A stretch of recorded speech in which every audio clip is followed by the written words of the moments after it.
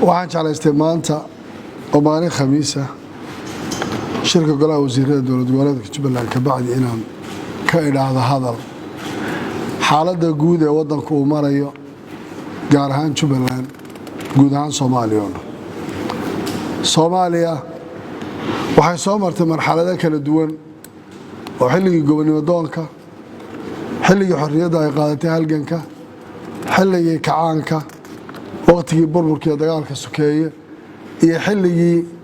aduudka iyo dib u heshiinta iyo soo celinta qarannimadii Soomaaliya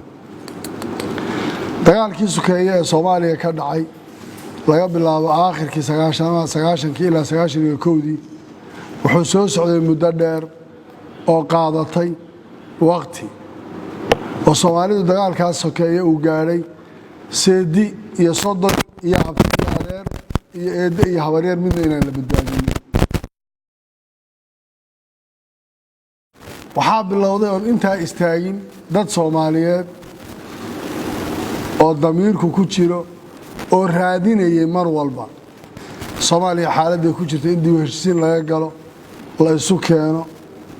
Soomaaliya la soo celiyo lagu soo celiyo saaxada ay loobaan dhibaatadii dhacaysa la joojiyo taasi waxay keentay markaa shirarkii ugu horeeyay Jabuuti iyo markii laga soo bilaabo in la isu geeyo Soomaali oo la war Soomaaliyay goolintii loo dhigay xageen joognaa maxaan haynaa maxaa inoo dana ay keentay markaa in la soo aaduudo bal Soomaali haykal dowladnimo oo ay ku heshiin karto in la isugu yimaado shirkaasi wuxuu dhalay in raad uu ka soo baxo waad garan kartaa markaa xilligii shirkii carta uu dhacay dowladdii TFG ee xilligaa la soo magacaabay shacabka Soomaaliyeed rabitaanka dowladnimo sidoo ku ahaa iyo ilaa meesha u soo baxeen iyo si u soo dhaweynayeen macaalasaf waxay ahayd tallaabo hore loo qaaday laakiin mayna noqonin sidii rabitaanka shacabku u ahaa inay u gaadho waxaa ka dambeeyay shirar badan oo ka dambeeyo kii Imbagati oo lagu soo dhisay haddana dowladdii TNG-da markaa ka bacdi waxaa la yimid in la dhiso 2012kii dowladdii rasmiga ahayd ee federaalka ee Soomaaliya oo shirkeedu uu ka dhacay doorashadeeda Muqdisho oo lagu dhisay dowlad rasmi ah waxaa ka horreeyay kii Jabuuti ee la isku daray muqaawamadii iyo dowladdii TFG ee xilligaa TNG ee jirtay xilligaas dowladdaas la dhisay 2012kii ee rasmiga ahayd waxay qabatay shaqo badan oo ay ka mid ahayd inay dhammaystirto federaalkii Soomaaliya nidaamkii federalismka ah oo markaa ay keentay in isteediyadii la dhiso oo nidaamkii haykalkii federal systemka ahaa gacmaha lugaha loo taago taasina ay u noqoto sabab in dagaalkii shabaabkuna guulo badan laga gaadho dhulkuna isu socod uu gaadho ay gaadhay arrinta amnigu xataa markii ay dhacaysay doorashadii 2016 ee federaalka la isu diyaarinayay ninka musharaxa ama mas'uulka ah ee jawhar kursigiisu yaallay shaqadu raadsanayay inuu intuu ka lugeeyo gaarigiisa qaato drive gareeyo inuu ilaa iyo Muqdisho iyo jawhar inta u dhaxaysa oo dhulka marayo oo soconayay waxay gaadhay in laga fogeeyo shabaab deegaanadii ay hayeen magaalada Muqdishona si dhammaystiran ay isugu furanto dowladdaas waxaan oran karaa waqtigeedu dhammaaday iyada oo ay taagan tahay systemkii federaalka ahaa dowladnimadii aan ku meel gaar ahayn beeshii caalamku ay soo wada jeesato ay noqoto doorashadii ku xigtay 2017kii inay ka dhacdo Muqdisho si nabada iyadoo ay tahay maxaa ka dambeeyay waxa ka dambeeyay ee dhacay waxay noqotay dowladdii xilligaas lagu rajada weynaa 2017 waddanku xagee buu aaday xagee buu u socdaa muxuu gaadhay muxuu noqday su'aal waxa weeye meesha in la isweydiiyo u baahan waxaa lumay oo la waayay dhammaan amnigii oo burburay oo ninkii u kala lugayn jiray Muqdisho iyo Jawhar gaariga u kala qaadan jiray siyaasiga ah ay ku adkaatay Muqdisho dhexdeeda inuu wax ka qabto ay noqoto in madaxtooyada duqeynta ay ku socoto ay noqoto qaraxyadii ugu badan inay Muqdisho ka dhacaan ay noqoto in la waayo dowladnimadii iyo amnigii iyo kala dambeyntii in caasimadda laftirkeeda dhibaatada ay halkaas ka gaadho waxay noqotay inuu burburo haykalkii dhismo ciidan ee waddanku iska lahaa ood garanaysaan maanta meesha uu taagan yahay waxay noqotay in la waayo sistamkii federaalka ee dowladdii 2012 la doortay ay soo dhammaystirtay in maanta kulligii dib loogu noqonayo burbur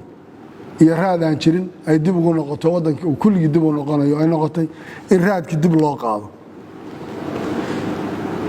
waxay noqotay cunaqabatayn dhaqaale oo waddankii oo dhan lagu soo rogo laga bilaabo Somaliland iyo ilaa inta kale oo mid walba sidan aan rabnaa sidan ma tahay haday noqon weydo maxaa anaga dan noo ah inay noqoto waddanka in kulli dib loogu celiyo waxaan oran karaa waxay noqotay mid lagu hungoobay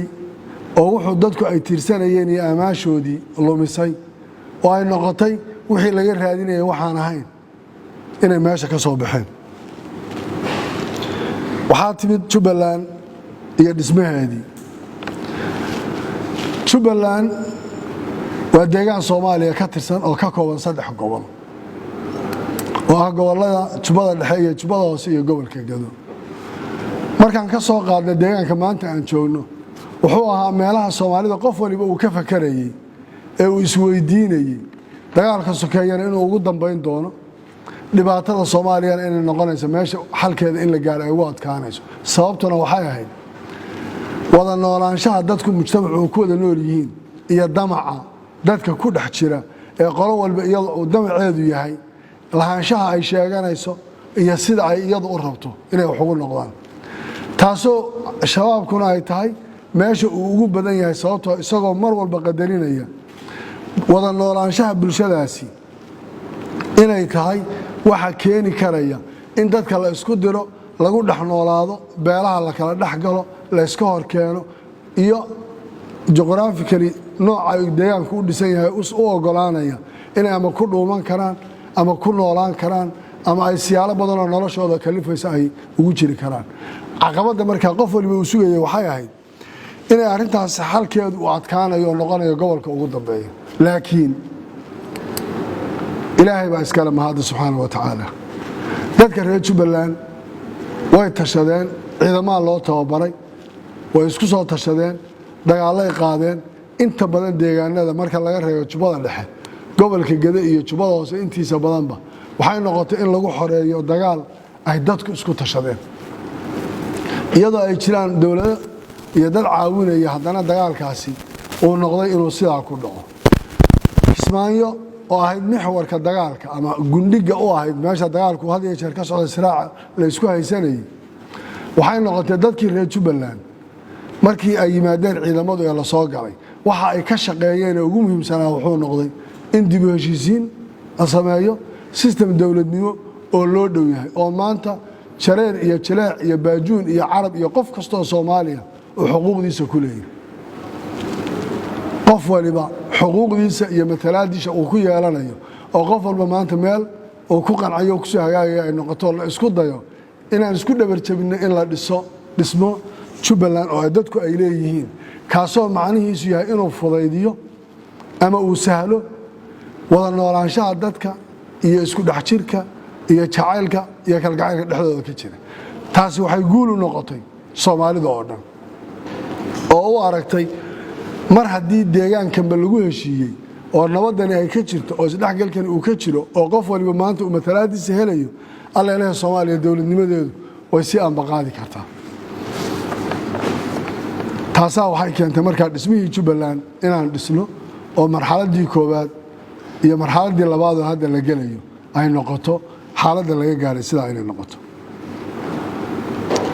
dhibkii laga soo maray oo ahaa in shabaab laga xoreeyo deegaanada oo ahayd in dib u heshiisiin dadkii loo sameeyo la isu keeno oo ahayd in raadkii argagixisada la baabi'iyo waxaan filayaa deegaanada aan dagaalka ku soo maraynay waxaanu ugu imanaynay calan madow oo ka sulan markaas intaanu bedelayba waxaanu ku bedelay calankii buluug ahaa ee santa gees lahaa ee jamhuuriyadda Soomaaliya ay lahayd waa wax taariikhi ah oo taariikhdu aqoonsi ma in tuulo iyo ceel la qabto oo calan ka sugnayn muuna jirin calan walbana waxaa lagu bedelaya kii jamhuuriyaddu ay iska lahayd ee dadku u lahaa waxaa la dhisay dhismahaas Jubbaland oo noocaas aan idiin sheegay loo soo maray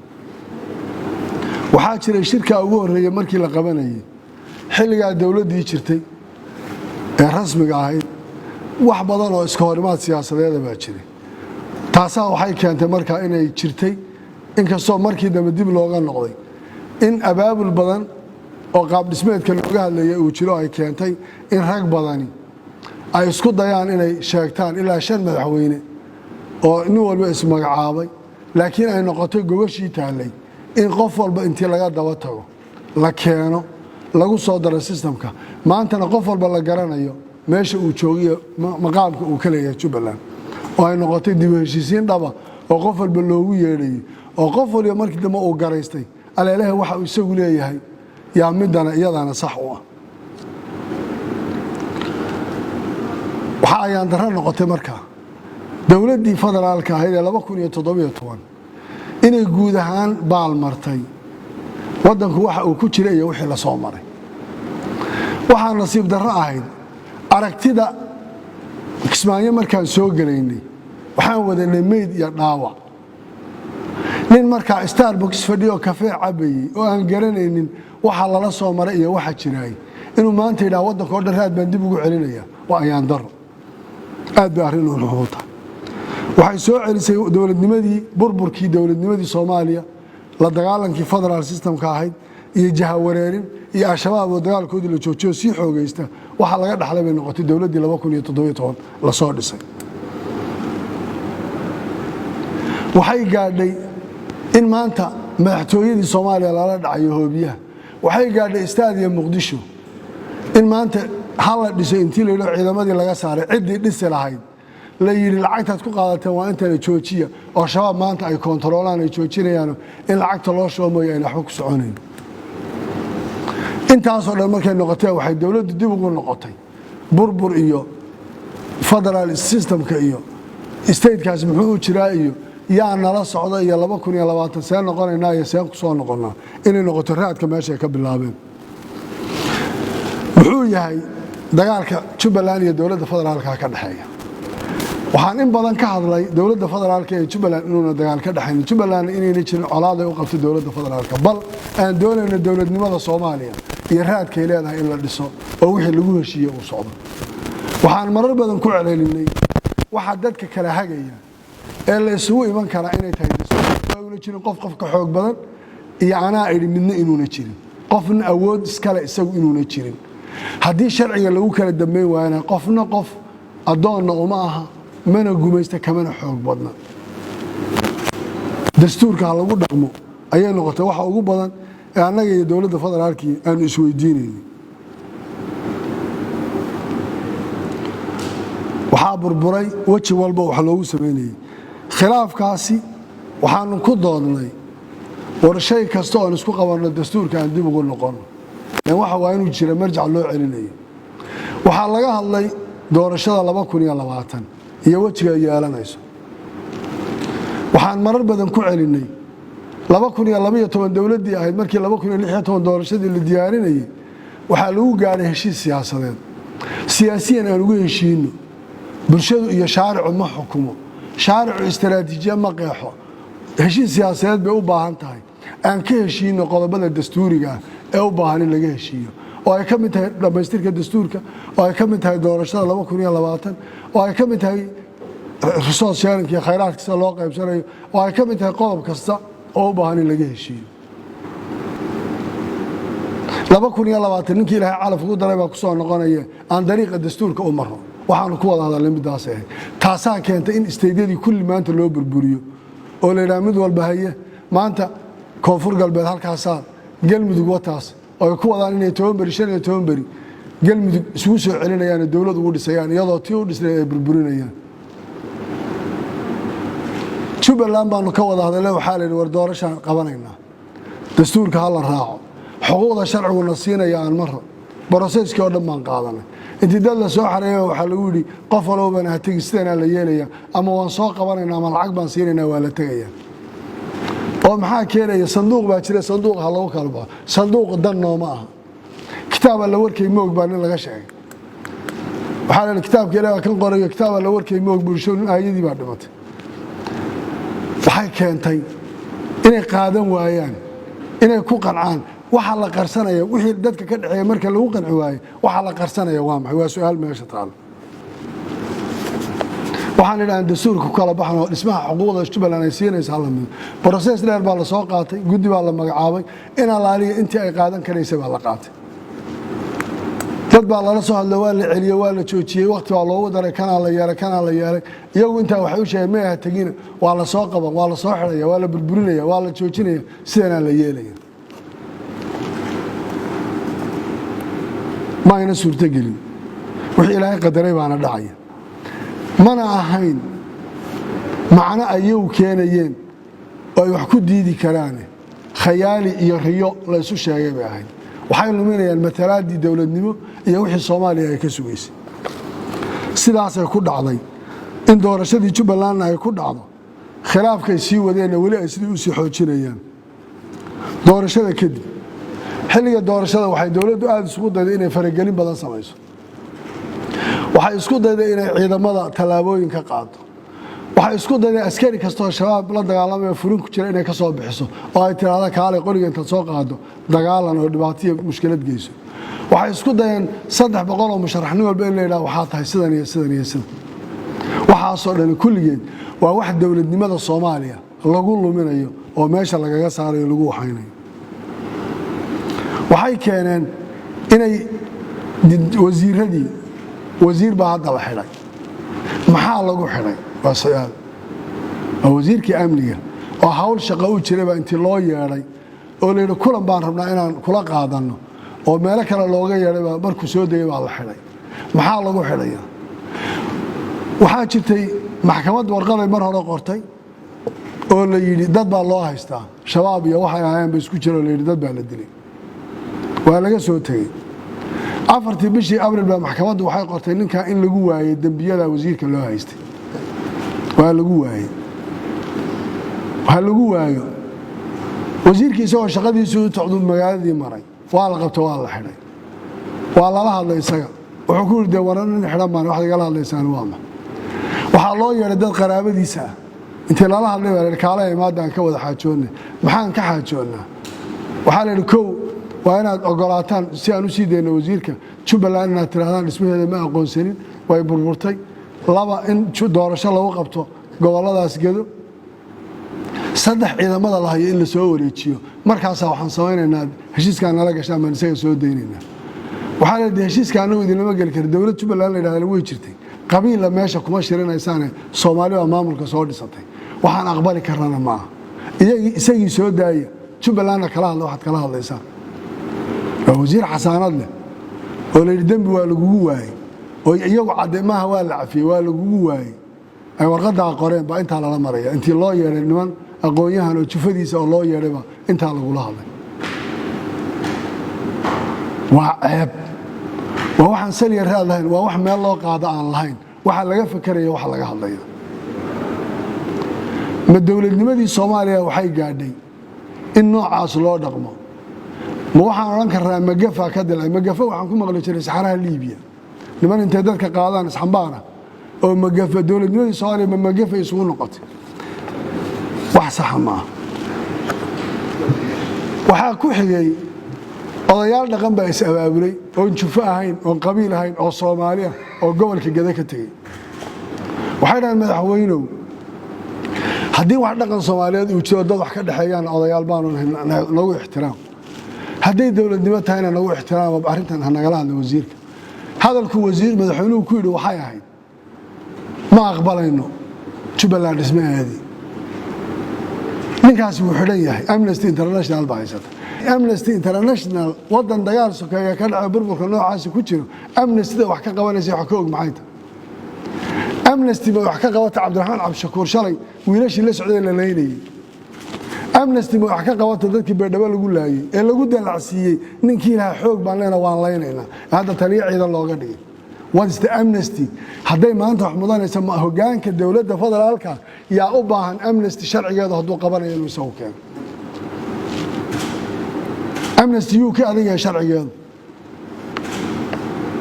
odayaashii lug bay sayidka kaga soo lugeen ilaa madaxtooyo lugna way ku noqdeen xataa waa lagu ixtiraami waa in la qaado la hoteeladooda la geeyo away Soomaalinimadu away dawladnimadu away waxa laga hadlayaa waxaan oran karaa wasiir Cabdirashiid dambi uu leeyahay kuma xidhnaa wuxuu ku xidhan yahay Jubbaland kaale nala burburi isaguna wuxuu yiri waxaan dhisay ma dumin karo waxa kaliya lagu hayo waxaan u baahanahay beesha caalamka iyo dadka Soomaaliyeed kulligood inay arkaan waxa maanta villa Soomaaliya ka socday Soomaaliya inuu dib ugu celin doono dagaal sokeeye mid qabiil mid beeleed mid kala fogaansho iyo inta dhibaato inuu kulligii keeni doono waxay yiraahdeen waan cuna qabataynaynaa Jubbaland garoomadan xiraynaa baa leeyahay oo maxaa la xirayaa diyaaradda Doobley ka imanaysa Kismaayo imanaysa 30 daqiiqo soconaysa $80 laga qaadanay waxay rabaan inay xamar timaado dan Kismaayo timaado Kismaayo markay ka baxayso xamar tagto Doobley timaado $230 lagu charge gareeyo 2 saac iyo badhna ay hawada ku jirto socoto waxay keentay islaantii umusha ahayd iyo tii foolatay sakaraadka iyo qofkii la soo cararayay intuu waayay inay maanta jiraan kiisas xeer ilaalintu ay soo gudbin doonto madaxweynaha farmaajo iyo wasiiradoodu waxa ay geysteen ijraamka ay geysteen inay dadkii ku baaba'een caafimaadka aadi lahaayeen iyo talaabooyinka qaadan ay dhaqaatiirtooda maanta dadna ay ku dhinteen wadada dheer intay soo qaadeen roobka oo shabaab ay dhibaato ugu filaayeen inay maanta dad ku baaba'een u baahan tahay kuwa xuquuqul insaanka u doodaya maxkamadda caalamiga ah in loo gudbin doono biilashaan aan diyaarin doono hadii la hayro dadka wax ku gaareen arintaas waxaa dhacday diyaaradii xamar ka baxaysay ee Kismaayo tagaysay agaasimayaal baa lala kulmay waxaa la yiri keen baasaboorkaaga wuxuu Kismaayan keen waxaa la Kismaayo ma naqaanay keen muwaadin Soomaaliyeed oo shir u tagay shaqo ya baasaboorkiisa intii la qaadayba intari loogu dhuftay Muqdisho from Kismaayo to Muqdisho waxaan su'aal kula yaabayna marka Kismaayo aad ka timid waa dal kale waxay noqotay intii la xanimo lala hadlay in la yiraahdo qabiilkee tahay jufadeed u dhalatay xagee maxaad qabataa maxaad ka doonaysaa in intaas oo dhan la maro waxay kaliftay isla immigrationkii federaalka uu lahaa baasaboorka lagu dhuftay exit-ka laga dhuftay Kismaayo in Iran kaasi waa ma soconayo exit labaad loogu dhuftay Muqdisho oo laba exit ay noqotay in hal baasaboor ku dhacdo waa immigration state-ku ma laha waa federal level waxa sababay hadda noogu joogaan ma garanayo waay cida la cuna qabataynaya maanta hadaan anigu doono meel alaale meeshan doono inaan u safro without permission koodan meeshan doono aadi kara haday bari igu dhalato bari waan safri kara cida la cuna qabataynaya waa ayo waxa la leeyahay shiral baa laga qayb galaya hebel wasiir baan iyo kanaan hayo kulli aan sidan yeelo kanaan yeelo war wadankani maanta hadaan ilaahdo dawladda Starbucks-ka kafeega ku cabaysay shalay timida wadanka wax laga soo maray jirin hadana maanta ma aqoonsani madaxweynihiisa iyo ra'iisul wasaarihiisa iyo dawladda midna ma aqoonsani dawladda iimaha lamana shaqeynay ma la yaabis baan leen shacab baan shalay tarxiyo soo soo meediya dhaawacna wadaan keen marka kafeega la cabay maantana waxa la taagan yahay wadanka meeshii dib loogu celiyo sax loo yeelo iyo doorashada shaarka ma geelaya ma leekaanaya maxaa kalsooni haday jirto oo diiday inay tagaan wadankooda sida yeelan oo sharaxaan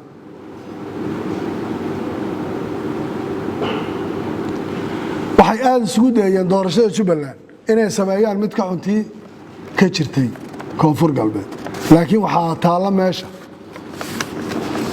mana sameyn karaan waxbana kuma dari karaan kuwa hadda beenta u sheegeen ay leeyihiin sidaan yeelana hoobiyaha madaxtooyada iska celiyeen waxbana kama qaban karaan waxana kama dhisi karaan talaabana kama sameyn karaan awoodna uma ila waxay iska celiyeen waxa iyaga haysta dhexdooda ka jira waxa la ugu yaqaanaa iscaafis isxushmayn isqadarin isu keenis bulsho isu ururin ba Jubbaland ay ku dhisantay taasaa keentay wixii shalay soo dhacay oo dhan waxaan kaga gudbinay inay sabab noqotay waxaan sameynay dadaal dheeraado in allaaliyo intii wax tabanaysay qof walba oo isagu ay dhab ka ahayd intaan u yeedho inaan la fadhiisano inaan qancino oo xalino oo la xaajoono oo maanta soo dhameystiro waxaan rabaa inaan u mahad celiyo saraakiisha iyo ciidamada Jubbaland shacabka reer Jubbaland doorashadii nabadda ku qabsoontay waxaan rabaa inaan markaan intaas oo dhan ka soo tagno aan wali diyaar u nahay dawladnimo Soomaaliyeed oo la shaqeynaa in la helo oo aan ka wada shaqeyno waxa ugu horeeya maanta waxa laga hadlayaa deynta in la cafiyo Soomaaliya qof kasta oo Soomaaliya oo garanaynin deyntu waxay tahay deyn baa lagu leeyahay in la naga cafiyo shacabka Soomaaliyeed bay dan u tahay waxaan rabnaa in laga wada shaqeeyo waxaan rabnaa in laga wada shaqeeyo dastuurka dhamaystirkiisa waxaan rabnaa si sharciga doorashada 2020 looga wada shaqeeyo waxaan rabnaa in laga wada shaqeeyo al-shabaab iyo sidii wadanka looga saari lahaa aanu soo jeesano laakiin yaa laga shaqeynaya waa in la helo cid laga shaqeyn lahaa waxaan diyaar u nahay doorashada 2020 process sharci inay ku baxdo oo dadka Soomaaliyeed ay ku heshiiyaan oo la isweydiiyo say u dhacaysaa ayaa waxay tahay wax lagu heshiiyay inay noqoto ee ana rabiyo sidaan aan rabaa inay noqon waxaan rabaa inaan ku soo gabagabeeyo marka iscaafisiyo inta oo dhan laga soo tago Jubbaland xaaladeeda amni waa muqaddas in la ilaaliyo kama jiri karaan madaxweynayaal iyo dawlado iyo cid kale wax sheeganaysa waan bixinaynaa wixii fursad aan bixin karayno laakiin qofkii raba in la qanciyo ahlan wa sahlan waan soo dhaweynaynaa ama ciddii isku dayda inay amniga khalkhal geliso ama dhibaato geysato looma dulqaadanayo wax kasta oo dhibaatada amniga iyo dhibaatada amniga Jubbaland dhibaato u geysanaya wax la aqbali karayo mana qaadan karayno intaan dul qaadanayna in xadidan bay ahaanaysa waxaan ku soo gabagabeynayaa haddii madaxda federaalku ay iska bedeli waayaan waxa maanta ay ku socdaan ee dhibaatada jawaabta ku xigteen bixinaa waxay noqonaysaa midaan ka bedelan oo ka adag waana cudur daarayaa cid kasta oo dawladda wax ka sheeganaysay waana cudur daarayaa kuwa tabashada badan sheeganayay waxaan leenahay Soomaali way tashanaysaa aayaheedana ka tashanaysaa dhibkuna wuxuu dhibayaa inta gudaha ku jirta dhibaatada ku haysatay inta dibadda ka timid dhibaatadu ma qabsanayso nin bari tagayaan anaga laguma guurayo dhibaatana nooma geysanayo waxaan leeyahay shacabka Soomaaliyeed gacmaha is qabsado ha is cafiyaan dantooda ha ka tashadeen ha la isweydiiyo meesha loo socdo siyaasadda Soomaaliyana waa in qof waliba taladu leeyahay oo ku soo darsado aad baad u mahadsantihiin salaamu calaykum waraxmatullaahi